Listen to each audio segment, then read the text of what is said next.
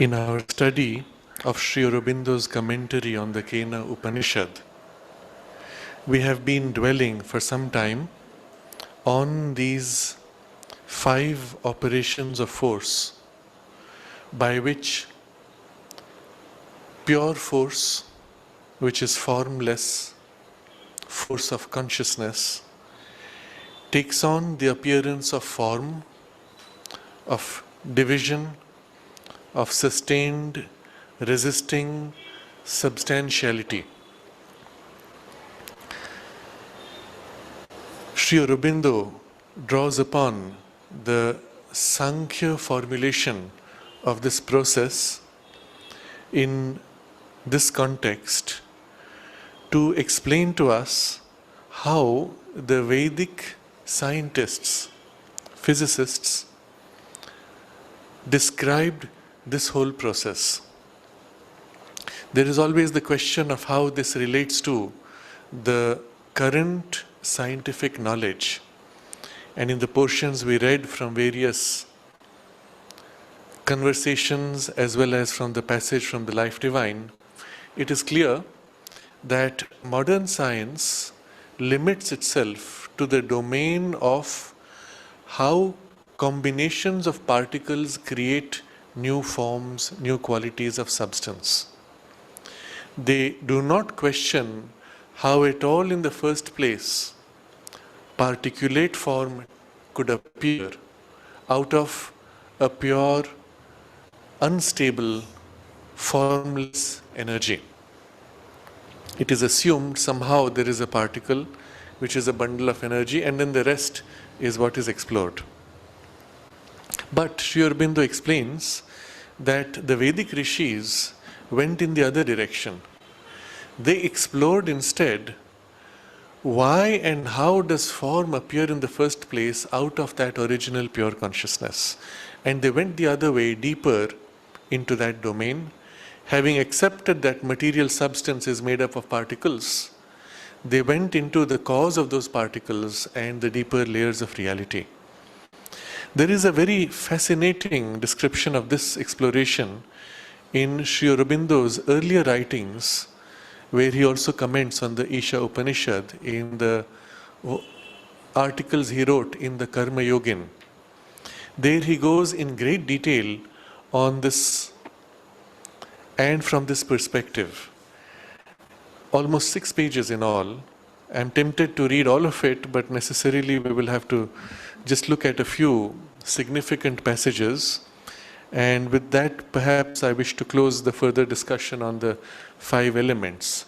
But this text will give us completeness of our study for this purpose.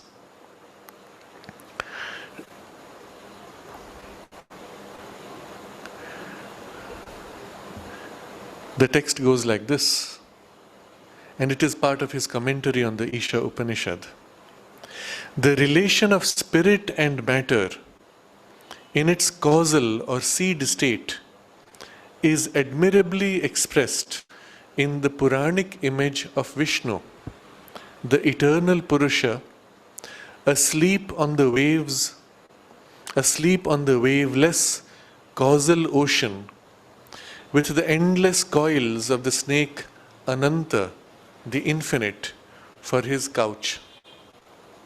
You see, the image itself, which is so typical in those of us who have grown up listening to stories of the Puranas, when the gods approach Vishnu, they have to go to the domain of the consciousness, the ocean of consciousness, on which there is this coiled serpent called Ananta, and upon that bed of Ananta, Vishnu is sleeping. And there are large cycles where he is sleeping, and then when he has to be woken up and things like that. Of course, we picture it in a very simplified, childish fashion, but here the deeper sense of it is highlighted. The name of the snake, Ananta, meaning infinite, endless. On the foundation of that infinity, Vishnu, the Purusha, the conscious being of the divine consciousness, is resting. Snake, because snake represents the power, but the power coiled and latent is his power of manifestation held back. And then the ocean itself is waveless. The sea of causal matter is then motionless.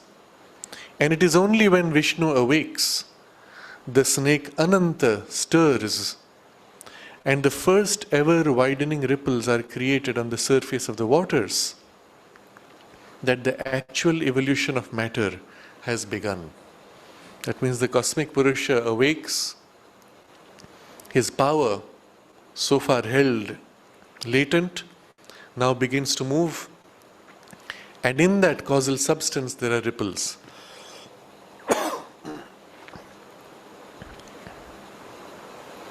The first ripple or vibration in causal matter creates a new and exceedingly fine and pervasive condition of matter called akasha or ether.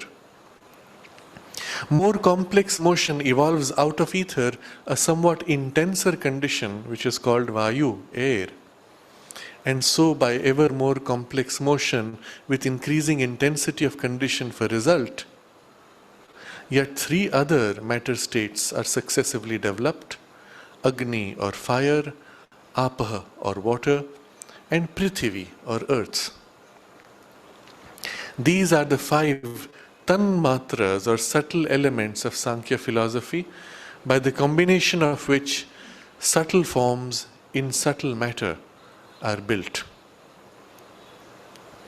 And then he explains how in the common rendering of Tanmatra literally means thatness or that measure, or Bhuta meaning beingness. So he says in the common English rendering of Tanmatra or Bhuta, the word element is used, but this gives rise to a very different sense in the English language. Element means chemical elements, which are themselves made of other substances. But he explains, but when Hindu philosophy speaks of the five elements, it is not dealing with substances at all, but with elemental states or conditions of matter, which are not perceptible or analyzable by chemical inquiry, but underlie substances and forms as basic principles of material formation.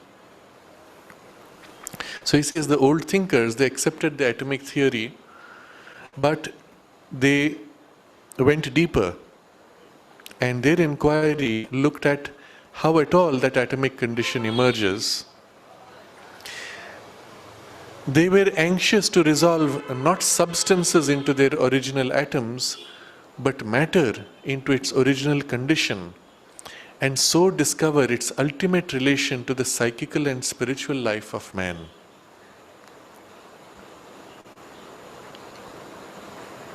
So now I read this, how he describes this. They saw that perpetual motion involving perpetual change was the fundamental characteristic of matter, and that each new motion was attended by a new condition, which stood to the immediately preceding condition in relation of effect to cause, or at least of a new birth to the matrix in which it had been embryoed. Behind the solid condition of matter, they found a condition less dense, which was at the basis of all fluid forms. So he describes the hierarchy.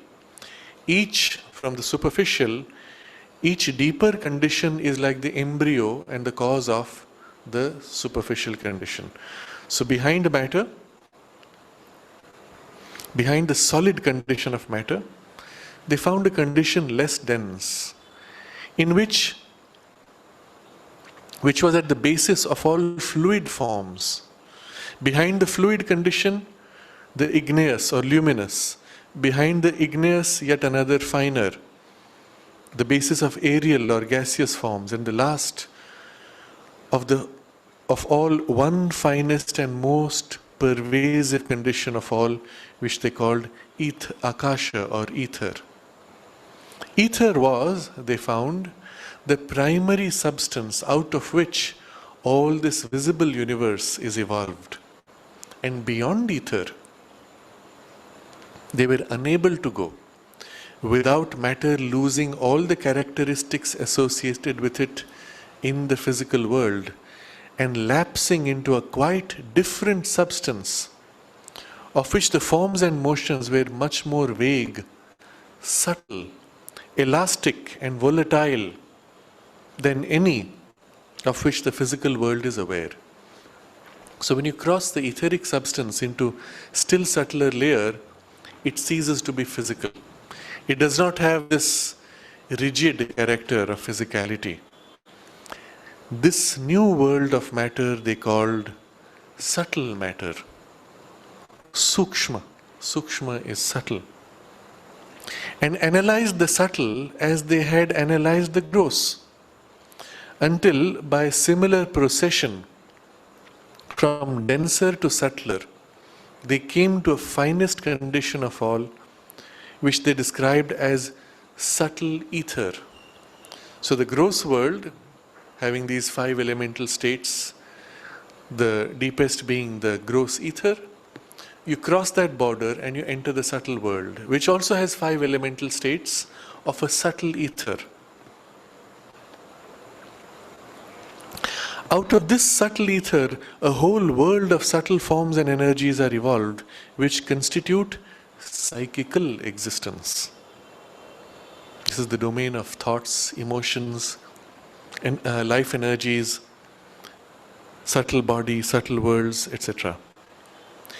Beyond subtle ether, matter lost its subtle characteristics and lapsed into a new kind which they could not analyze, but which seemed to be the matrix out of which all material evolution proceeded. This they termed causal matter, karana. So they speak of this physical world as the jada, dense, gross world, the subtle world as the sukshma, jagat, and the third domain as the causal, karana, jagat, and causal matter. In the course of this analysis, they could not help perceiving that consciousness in each world of matter assumed a different form and acted in a different way according to the characteristics of the matter in which it moved. In its operations in gross matter, the forms it assumed were more firm, solid, and durable, but at the same time more slow, difficult, and hampered, just as are all the motions and acts of a man in his waking state as compared to what he does in his dreams.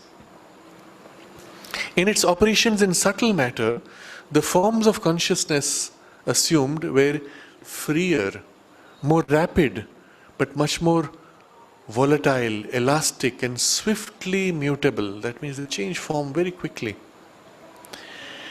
As are the motions and acts of a man in a dreaming state compared to the activities of his waking condition. Because in fact our subtle body is made of this subtle substance. And in the subtle body, in dream state, we are wandering in that domain. To consciousness acting in gross matter, they gave therefore the name of the waking state. To consciousness acting in the subtle matter, the name of the dream state. In causal matter, they found that consciousness took the shape merely of the pure sense of blissful existence. They could discover no other distinguishing sensation. There is only blissful existence out of which everything else emerges, and that is the cause. This, therefore, they called the sleep state. They further discovered that the various faculties and functions of man belonged properly to one, some to another of the 3 states of consciousness and its corresponding states of matter. Now here comes a very interesting description, we have to recognize what we call us as a human being, being made up of so many gradations of our own experience. Certain experiences, certain powers of our consciousness belong properly to the so-called waking state of the physical world matter, belong to the solid matter, and some belong to the causal state, or the so-called sleep state. Sleep, dreaming, and waking are only terms because we have to give some name to it, and it corresponds to our human experience in that way. But actually, you should view it all as one continuity of matter, one continuity of substance, so to say, from spirit on the highest down to the gross matter on the lowest. But we are across, spanning all these levels. Some things function here more, some things there more, and some things in the third level. This he describes. His vital and physical functions operate only in gross matter, and they determined accordingly that his physical life was the result of consciousness working in the waking state on gross matter. So what is it, the characteristic of our physical life? Vital and physical functions. If you shift into the subtler domain, subtle matter, vital and physical functions shut down. In other words, body goes to sleep, but gross body goes to sleep, but subtle body is still awake and functions freely on that domain. His mental and intuitional processes were found to operate freely and perfectly in subtle matter, but in gross matter with a hampered and imperfect activity. So what is the characteristic there? Free working of mind and intuition. That same mind, when it enters gross matter, it gets blocked.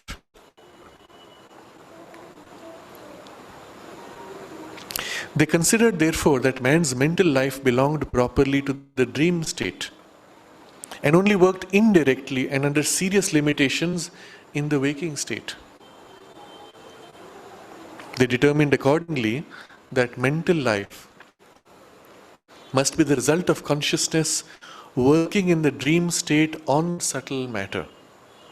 This is the reason why when we leave the gross body in the transition called death, the gross body is shed, the subtle body freely operates in the subtle domains. And when a person has, let's say, severe problems in the physical domain of physical ailments, illnesses, let's say there is a defect in the body, partly paralyzed, person walks with a limp. The moment you're freed of the gross body, in the subtle body, all these limitations have gone. There is the free operation of the mind and the mental consciousness and the intuitional. Often it happens in the transition that a person who was used to limping all his life, in the subtle body also walks with a limp, merely by habit. And it only takes a moment to be told, you don't need to limp. He realizes, oh, I don't need to, yes. And he walks normally, freely, or even starts floating or flying, as we do in dream state. Even a limping person in dream state has the freedom to walk freely because the subtle body doesn't have that limp.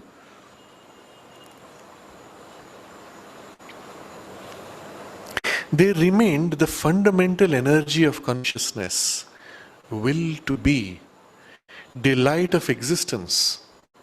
This, they perceived, was free and pure in causal matter, but worked, if consciously, yet through a medium and under limitations in subtle matter.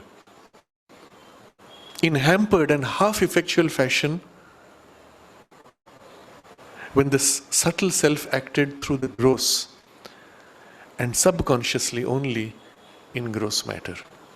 So there is a will to be, or delight of existence, which is underlying our existence, the reality of who we are. In that causal world, it is free. In the subtle world, it is acting with limitations of subtle matter. When from subtle matter, that is in the domain of mind, we turn to body, then it is hampered. But mind embedded in body has a will to be, I want to do, I want to achieve. With age, when the body is unable to do, I still feel I can do, but my body is not keeping up. This is the mind embedded in the physical matter. Physical matter itself in the body, you don't feel it at all. It is subconscious. They considered, therefore, that man's causal faculty or spiritual life belonged properly to the sleep state and worked indirectly and through less and less easy mediums in the dream and waking states, and accordingly determined that it must be the result of consciousness working in the sleep state on causal matter. So spiritual life freely operates in that third domain. If you want to freely enter that third domain and experience the full freedom of the spiritual consciousness, well, first gross body goes to sleep and subtle body also goes into a kind of a trance state for us to be free enough to be able to operate there. But then because subtle body, including mind, will trance state, and when you come out of that into gross body feels like a dream state. In fact, in our normal sleep, experience all three states. First, the gross body goes to sleep. A part of our consciousness dwells in the subtle body, where it either has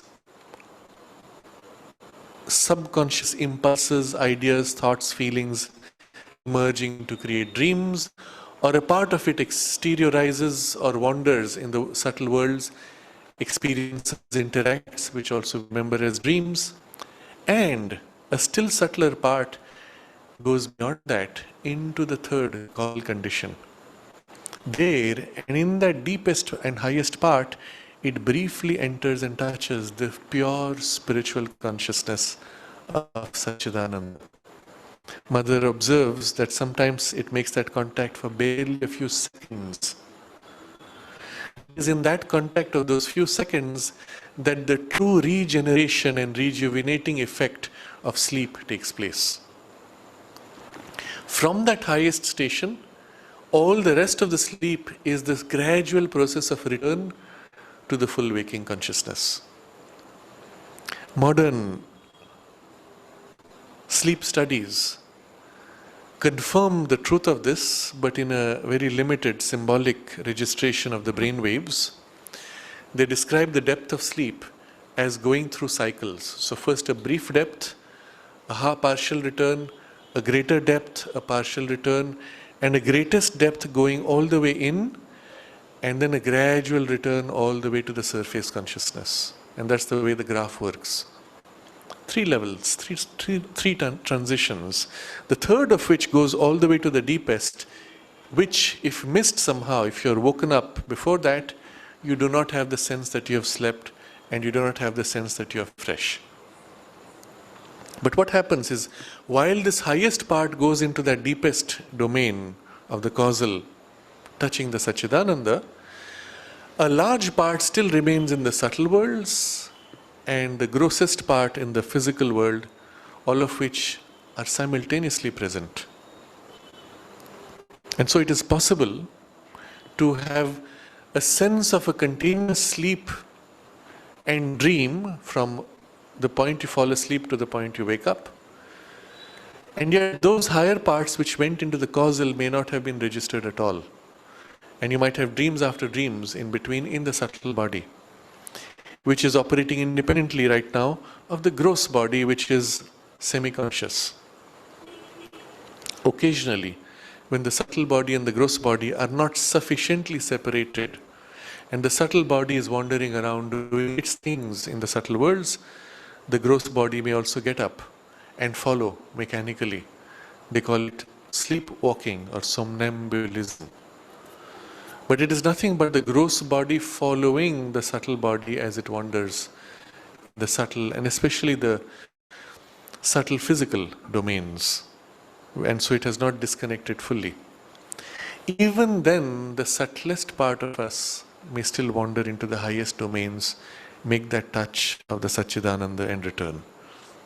Now, if this is the truth of our sleep experience and the rejuvenation, If a person is conscious enough and sufficiently skilled and developed and awake in that third range, third domain, one should be able to consciously traverse all this, go straight to the Satchidananda, experience the rejuvenating impact, and return in a rapid, short time.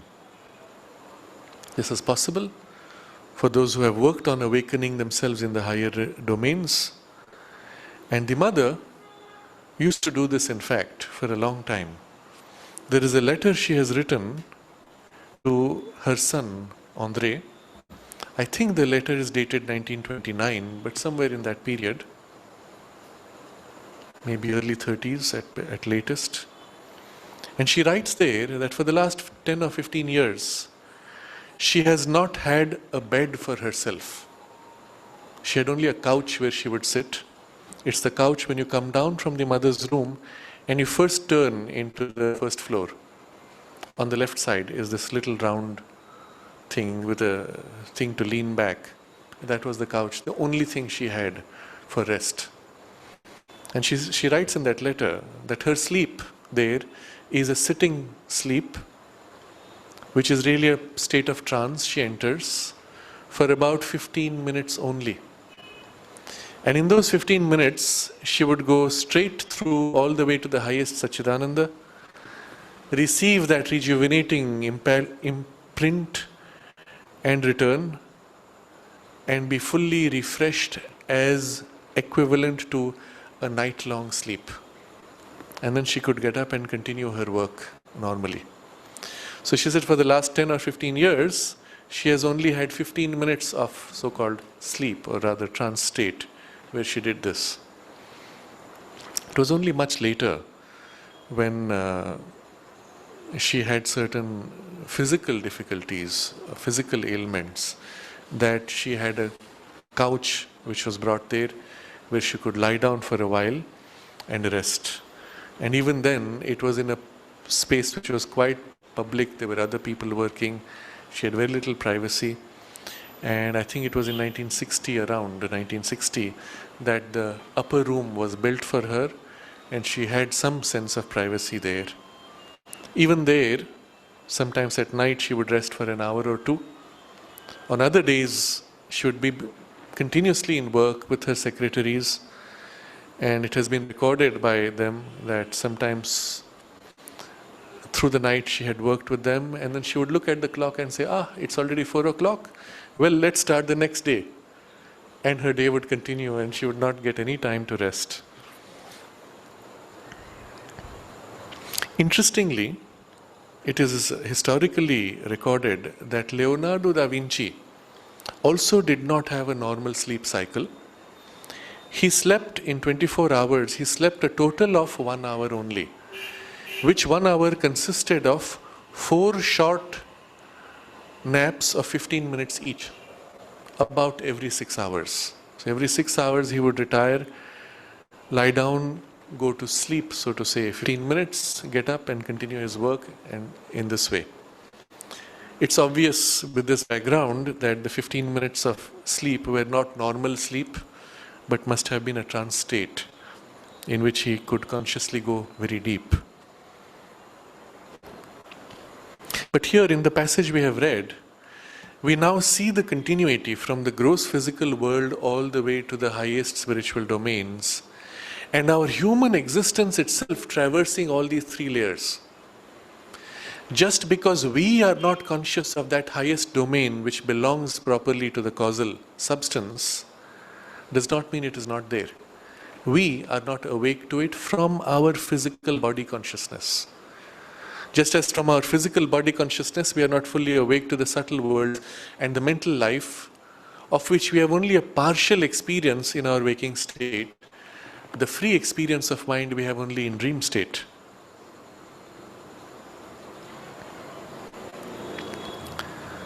But by yoga, by conscious practice, one can awaken full continuity of consciousness, not only from the gross to the subtle body, but beyond the subtle into the causal. And at that point, although operating in and through the gross body, We are fully awake in that part where the spiritual life is free, in the intermediate part where the mental and intuitional life is free, and in the gross physical part where those functions are hampered, but in our consciousness, because of continuity, they are operating in continuity. If then the physical consciousness is trained and made to become more awake, more conscious, and the higher substance infused into it, and the physical substance itself becoming more and more plastic and awake and conscious, then this continuity can become complete, and the spiritual life in its highest free state can begin to infuse itself more and more in the gross body and awaken here the spiritual life freely.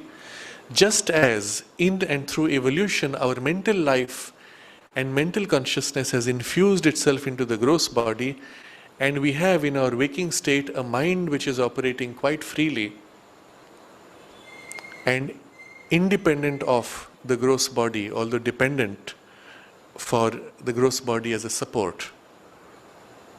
But still, the thought process can go on independently as if they are a world in themselves while still embedded in the gross body, in the waking state.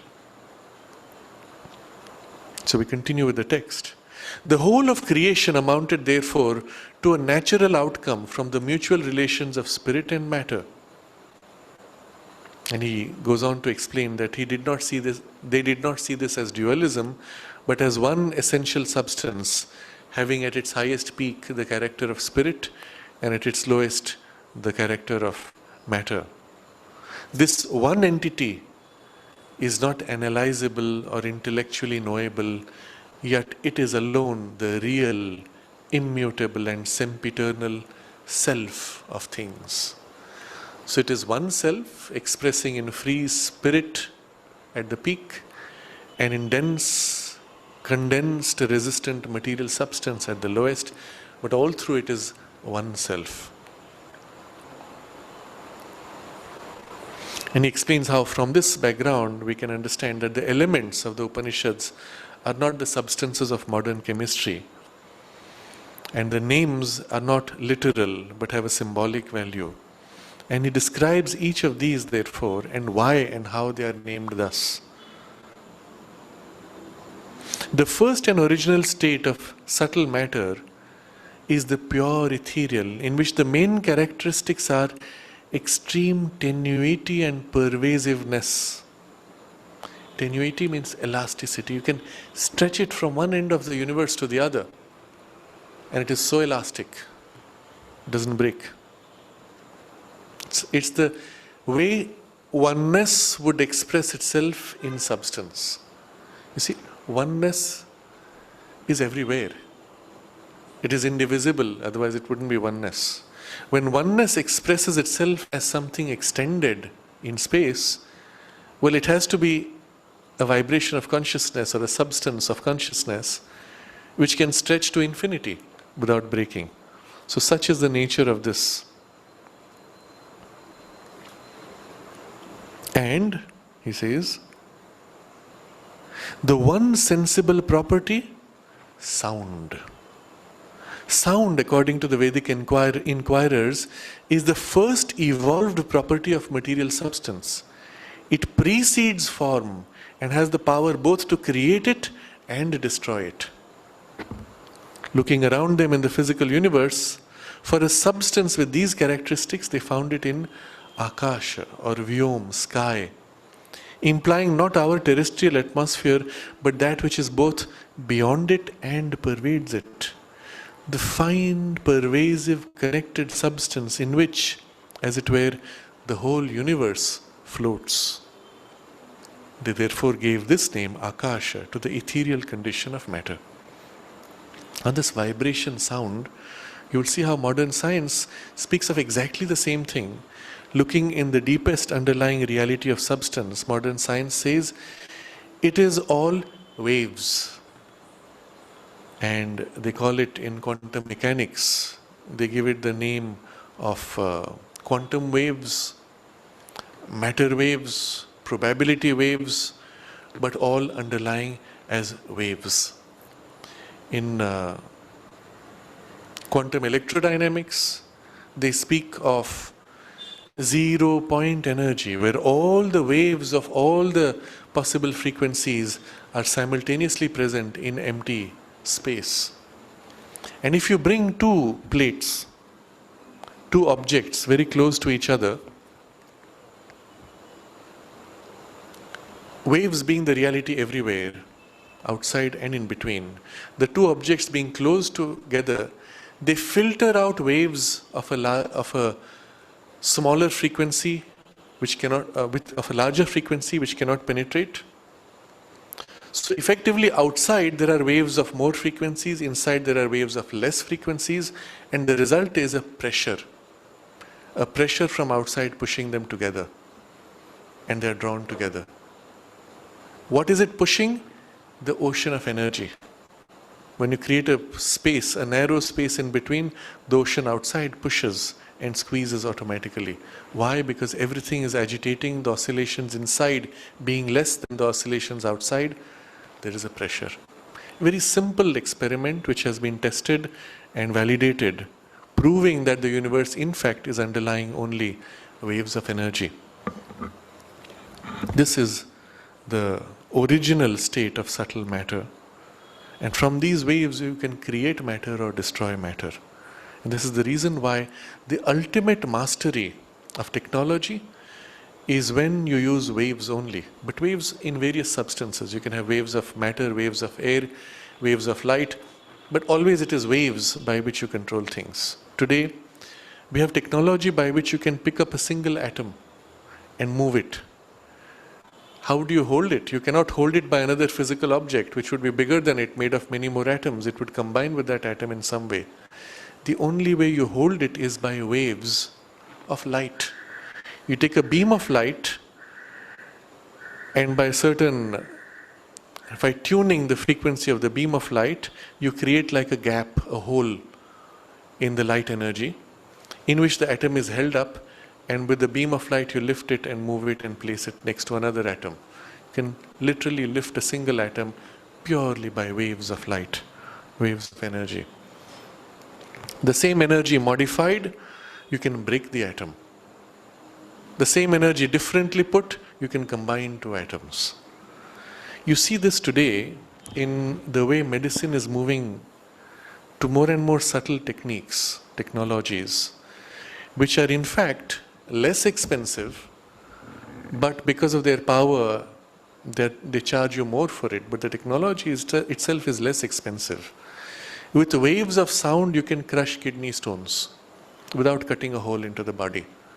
But because they charge highly for it, people still go for the crude surgery of cutting. In fact, that should be banned, and these means of action through waves should be the only means permissible. Similarly, with waves of light through laser beams, you can change the skin. By modulating the waves, and the same laser beam, by modulating waves, you can tighten the skin to make it younger, remove wrinkles. You can evaporate spots on the skin and make it blemish-free.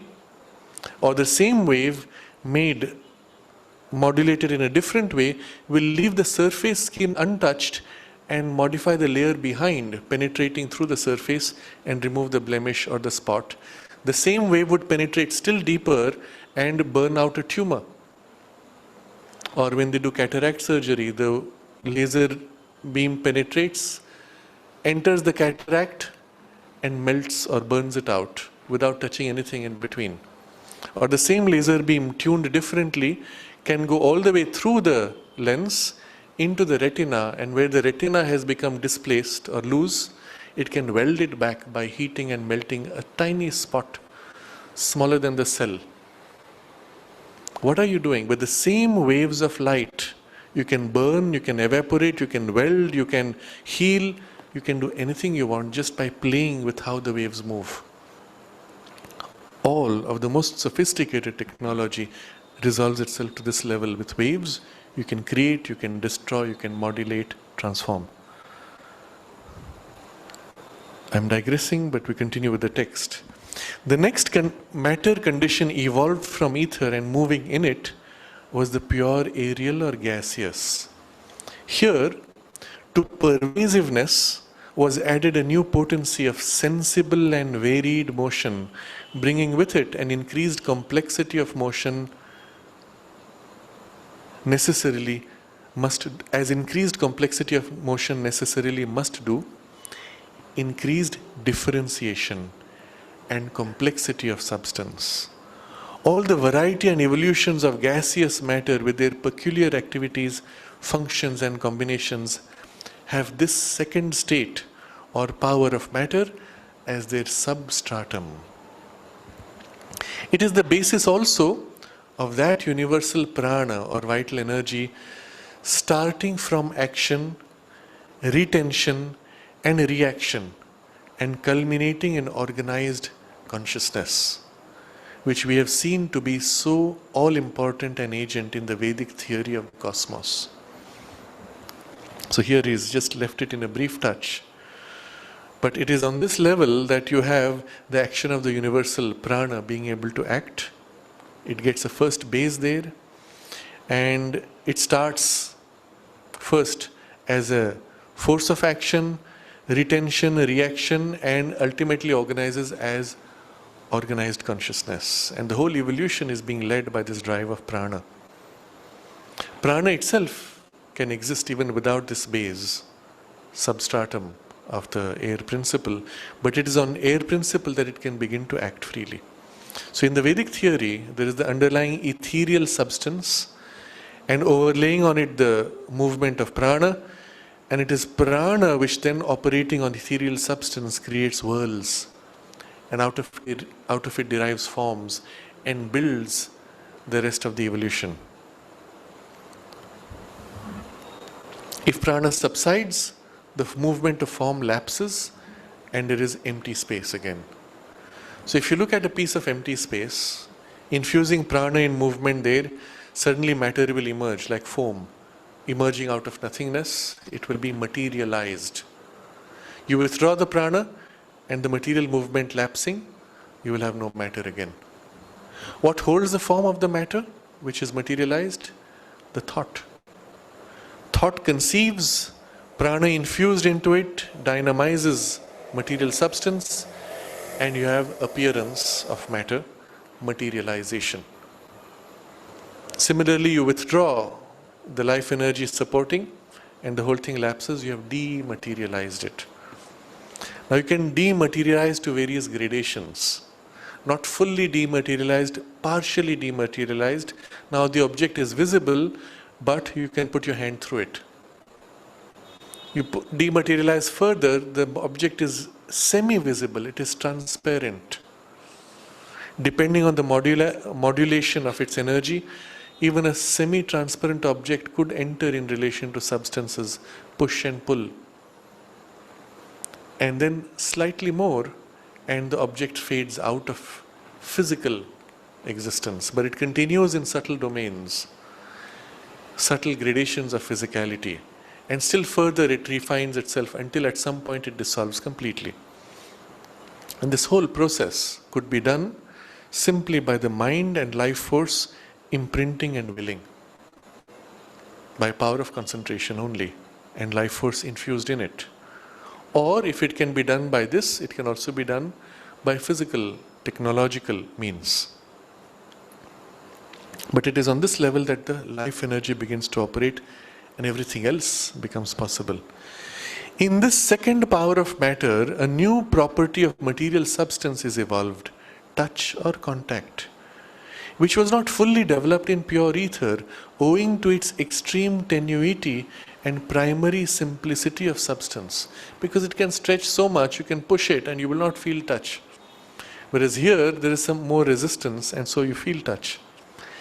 Seeking for a physical substance, gaseous in nature, sensible by sound and contact, but without form, and characterized chiefly by varied motion and an imperfect pervasiveness, the rishis found it in vayu, wind or air. Vayu, therefore, is the conventional term for the second condition of matter. It's the only substance we know where you have vibration of sound and you can have touch, but you don't have form, you cannot see it. Similarly, he describes the other three elements. Evolved out of the pure gaseous state and moving in it is the third or pure igneous condition of matter, which is also called Teja, light and heat energy. In the igneous stage, pervasiveness becomes less and less subtle. Sensible motion no longer the paramount characteristic, but energy, especially formative energy, attains full development of creation and destruction. Formation and new formation are at last in readiness. So at this point you have sound, touch and form. So when they're looking for, I'm summarizing, when they were looking for an object in material world which has this characteristic, you can hear it, you can touch it, and you can see a form of it, but you cannot taste or smell. Such substance they saw in the air, in the fire. In addition to sound and contact, matter has now evolved a third property, form, which could not be developed in air, in pure air, owing to its insufficient density. The third power of matter is at the basis of all phenomena of light and heat. And prana, by its aid, so develops that birth and growth now become possible. For light and heat are the necessary condition of animated life development, and in their absence we have the phenomenon of death or inert and inanimate existence. When the energy of light and heat depart from a man, says the Upanishad, then it is that prana, the vital energy, retires into mind, his subtle or psychical part, and withdraws from the physical frame. You see, in the body, if you withdraw the heat element, it shuts down. Death is associated with the cooling off. Life is always associated with the generation of heat. The physical substance which seemed to the rishis to typify the igneous state was fire, for it is sensible by sound, contact and form, and less pervasive than air, is distinguished by the utmost energy of light and heat. So symbolically they call this element fire. Next, upon the igneous state follows the liquid or fluid, less pervasive, less freely emotional or energetic, and distinguishingly marked by a kind of compromise between fixity and volatility. In this state, matter evolves a fourth property, taste. The liquid state is the substratum of all fluid forms and activities, and in its comparative fixity, life development finds its first possibility of a sufficiently stable medium. You see here, the form gets some base of fixity, although fluid, and therefore life emerges here in water, in liquid. All life is gathered out of the waters. This is the Upanishadic description, the waters, and depends on the fluid principle within it for its very sustenance. You look at any living being, any living substance, fluid is inside inherent as the thing which allows the life processes to move across. There is rigidity. For example, our body has bones which makes for this rigidity. It has skin and other cellular tissue walls which make for the rigidity of the form. But all the time through these walls you have the waters flowing. Inside the walls the waters are flowing, everything is fluid. And it is through the water flowing that the life processes transfer material. You take out the water, you have dehydration, the operation of life force cannot be, and the person falls unconscious. So initially you see life takes birth in water, uses water as its primary base. You have the fish emerging and so on, or even plant life emerging in water. But afterwards, when life form separates from water and comes on land, it continues to carry the water inside itself in order to sustain the life force. Water as the most typical fluid, half volatile, half fixed, perceptible by sound, contact, form, and taste, has given a symbolic name to the fourth condition of matter. Therefore, they called it water. You see how deep the whole insight is. And finally, the solid state is the last to develop in this progression from tenuity to density. For in this state, pervasiveness reaches its lowest expression and fixity predominates. You see here, the way he is describing, all four elements are simultaneously present. It's just that they are less and less expressed in one state or more and more expressed in that state. So pervasiveness is there throughout, the ethereal character, but it is least felt in this fifth condition, in the solid state. Fixity predominates. It is the substratum of all solid forms and bodies, and the last necessity for the development of life. For it provides life with a fixed form or body in which it can endure and work itself out, and which it can develop into organism. The last new property of matter evolved in the solid state is odor. And since earth is the typical solid substance containing all five properties, sound, contact, form, taste, smell, earth is the conventional name selected for the fifth and final power of matter. We can conceive of life forms which do not have the solidity of earth. They would be made of fluid substance. They would be made of water, for example, or some kind of a plasma-like state. But you can see how it could not interact with the material world, with a rock and with other substances freely. It would perhaps pass through the mountain, but it could not break the mountain, and things like that.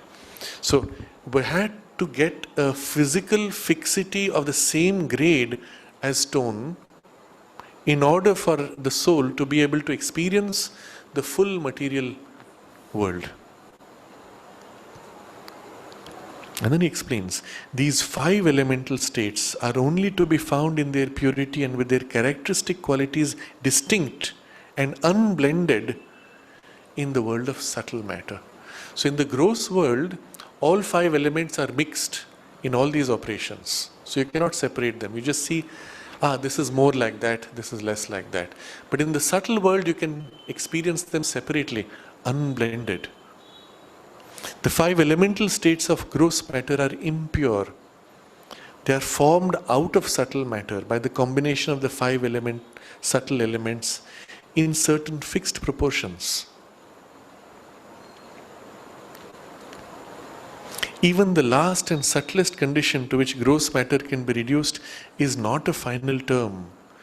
When realized into its constituents, the last term of gross matter disintegrates and matter reaches a stage at which most of the urgent and inexorable laws of physics no longer operate. So, in the physical world, when you go through these five levels, the last of them, the ethereal, you cross that, the physical laws break down. It is at this point where chemical analysis and reasoning can no longer follow nature into her recesses that the Hindu system of yoga, by getting behind the five pranas or gross vital sheaths, gross vital breaths through which life manifests in gross physical matter, is able to take up the pursuit and investigate the secrets of psychic existence in a subtler and freer world. So the five gradations have five associated pranic energy flows. When you cross these five gradations of material substance, physical laws break down, you enter subtle worlds, but the pranic flows continue there. And you have the subtle body and its subtle substances and subtle energetic flows, which are the which characterize the subtle body's reality and permanence. And so in the next section, which we will not read, he actually describes these 5 subtle functions in the subtle body, the 5 pranas operating in the subtle body, and so on. In the gross body, of course, they are represented, but not in their purity. And so the yogic science looks at this whole continuity and says, all right, if in the gross body, all of these operations of the subtle pranas are also there, all the gross substances are formed of the subtle substances, how can we tap into this connection and awaken the subtle body consciousness in the gross body, activate its influence in the gross body, or free the gross body from its grossness so that our consciousness can enter into the full awareness of the subtle. And a whole technology is developed now. And the technology is possible because we are seeing this continuity and this connection across the levels. So, one of the technologies is pranayam, the breathing exercises, by which the life force of the subtle body and the life force in the gross body are linked.